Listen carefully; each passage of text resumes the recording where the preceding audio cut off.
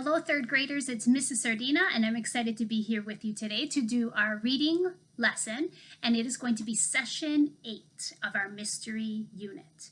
And to get started, I want you to think about mystery books in general. We've done different units of study throughout this year. We did, recently we did a fairy tale unit, and we kind of talked about how all fairy tales usually go, and the different things that you can expect to see when you read a fairy tale book. We've talked about nonfiction books, and what do nonfiction books usually have in common? And today we're going to talk a little bit about how do mysteries usually go? What kind of things can we usually expect to see and hear and read about when we read a mystery? Now you're reading a variety of mysteries at home on your own right now. Maybe you're thinking about, we've also been reading out loud an A to Z mystery. You think about all those different mystery books. What are some things that they have in common? I'm going to pause the video for just a moment. I want you to pause your video, and I want you to brainstorm some things that you think we can usually see, or mystery books, what do they usually have in common? All right, here's the list that I made of things that we can usually expect to see in a mystery book. First, they usually have some sort of a problem right off the bat that we learn about. They usually have a crime. Someone has something that goes wrong. Something's missing, something's broken, something's taken or damaged or something that they're trying to solve. They have detectives, people trying to figure out the mystery and solve the crime. They usually have co-detectives, someone that helps our detective, a sidekick, someone that they can talk things through with, or someone that helps them to solve the mystery. They're always looking for clues. The detectives in mystery books are searching through everything, really noticing things and taking in all the clues. They have a victim, the person who is missing their something, or the person who's gone, or something's broken that belongs to someone. There's usually some sort of a victim in a mystery book. They're usually suspects. The detectives in these books are always talking with different people and trying to keep things in mind. Who might be a suspect, a person who maybe did this? That's one of our words we learned during this unit. A mystery word is suspect.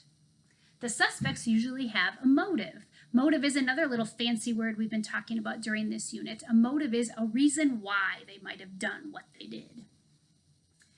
There are usually witnesses, people around who maybe saw something or heard something or know a little something that can give us a clue to help as we work to solve the mystery. And last, we usually find out the solution. The mystery is solved. We haven't gotten quite that far in our A to Z mystery yet, but we're getting awfully close. So today I'm going to read to you. We're not going to be reading from the absent author. I know some of you are probably disappointed, but I'm going to read an entire mystery book to you so we can think about all of these things. It's a short mystery. It's a Nate the Great. These are usually pretty short. So I'm going to read the Nate the Great book to you, and as I'm reading it, I want you to think about all of these things that we can usually expect to see in a mystery book and see which of these prove to be true in this Nate the Great book. This is the first of the Nate the Great series. My name is Nate the Great. I am a detective. I work alone. Let me tell you about my last case. I had just eaten breakfast. It was a good breakfast. Pancakes, juice, pancakes, milk, and more pancakes. I love pancakes. The telephone rang. I hoped it was a call to look for lost diamonds or pearls or $1 million. It was Annie. Annie lives down the street. I knew that Annie did not have diamonds or pearls or $1 million to lose. I lost a picture, she said. Can you help me find it? Of course, I said. I have found lost balloons, books, slippers, chickens, even a lost goldfish. Now I, Nate the Great, will find your lost picture. Oh, good, Annie said. When can you come over? I'll be over in 5 minutes, I said. Stay right where you are. Do not move. Don't touch anything. But my foot itches, Annie said. Well, then scratch it, I said. I put on my detective suit. I took my notebook and my pencil, and I left a note for my mother. I always leave a note for my mother when I am on a case. Dear Mother, I will be back. I am on a case, and I am wearing my galoshes. Love, Nate the Great. I went to Annie's house. Annie has brown hair and brown eyes, and she smiles a lot. She was eating breakfast. Pancakes. I love pancakes, I said. It was a good breakfast. Tell me about your picture, I said.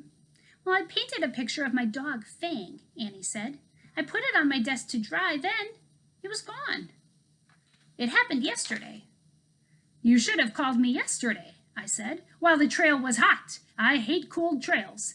Now, where would a picture go? Well, I don't know, Annie said. That's why I called you. Are you sure you're a detective? Sure, I'm sure. I will find the picture of Fang, I said. Tell me, does this house have any trapdoors or secret passages? No, Annie said.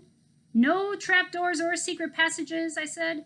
This is going to be a very dull case. Well, I have a door that squeaks, Annie said. Have that fixed, I said. Now show me your room. We went to Annie's room.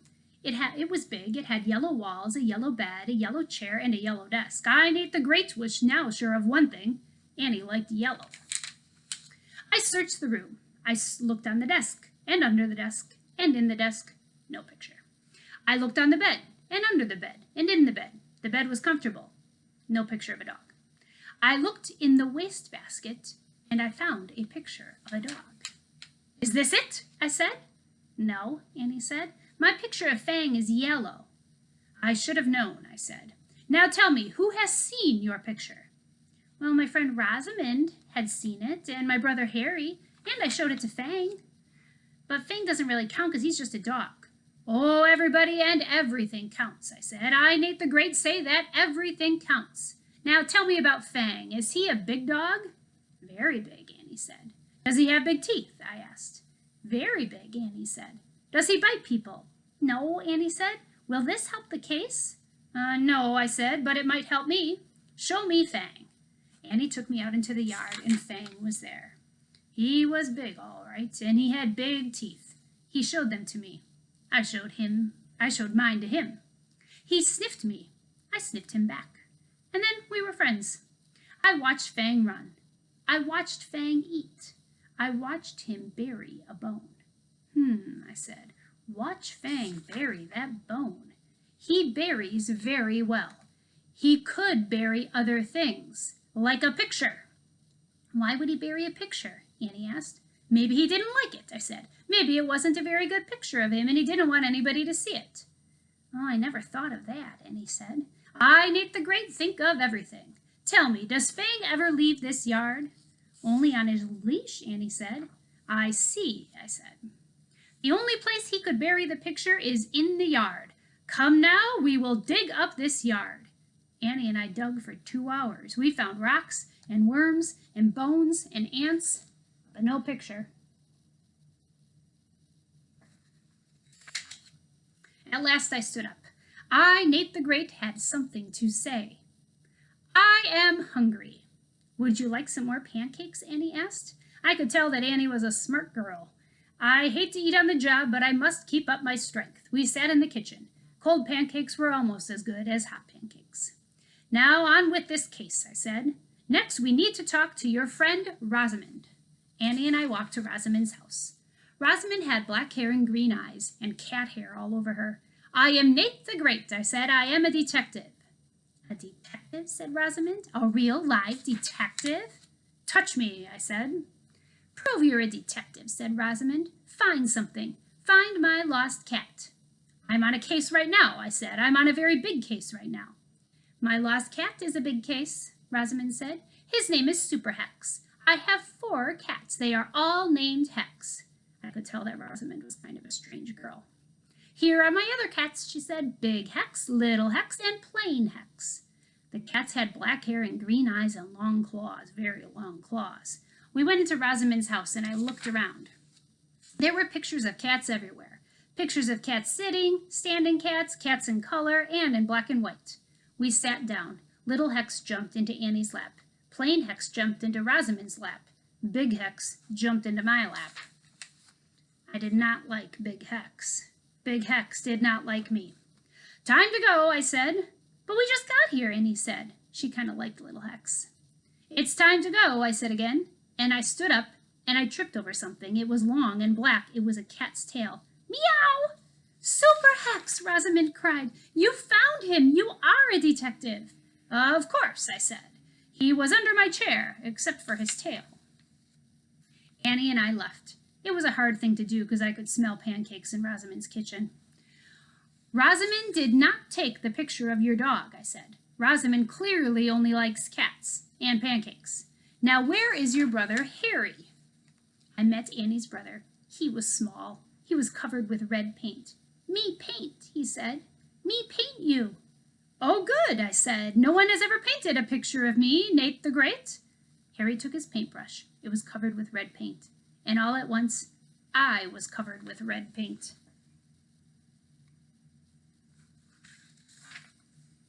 He painted you, Annie said. He painted you. And she was laughing. I, Nate the Great, did not laugh. I was on a case. I had a job to do. I looked around the room. Harry had painted a clown, a house, a tree, and a monster with 3 heads. He had also painted part of the wall, a slipper, and his doorknob. He does very good work, I said.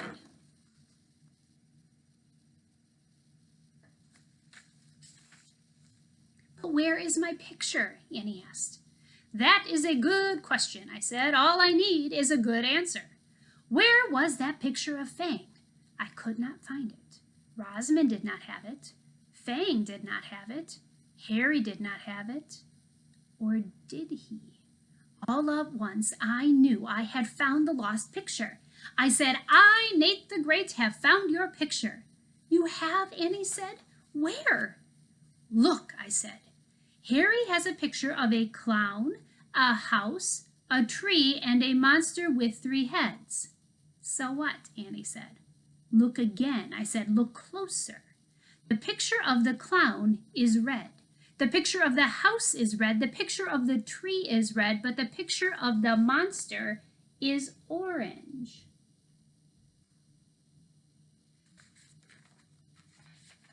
So what? Annie said again. Orange is great for a monster.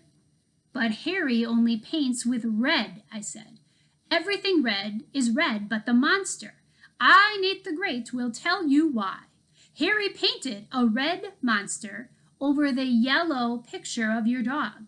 The yellow paint was still wet. It mixed with the red paint, and yellow and red make orange. That is why the monster is orange. Annie opened her mouth. She did not say a word. Then she closed her mouth. I said, see? The monster has 3 heads. 2 of the heads were your dog's ears, and the 3rd head was the tail. He does do good work.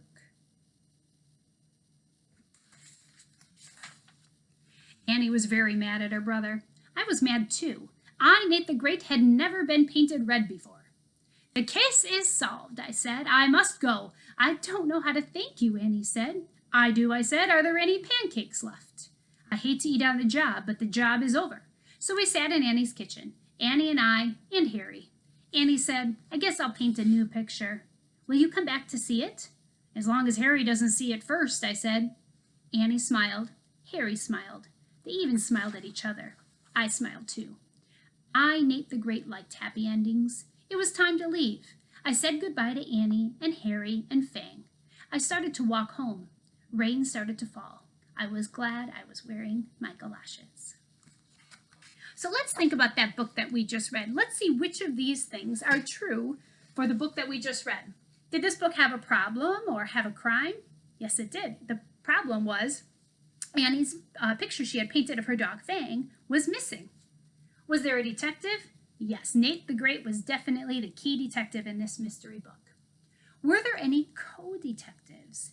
There weren't in this story. Nate the Great worked alone. So this is one thing that we usually see in mystery books, but it was not necessarily true in this one.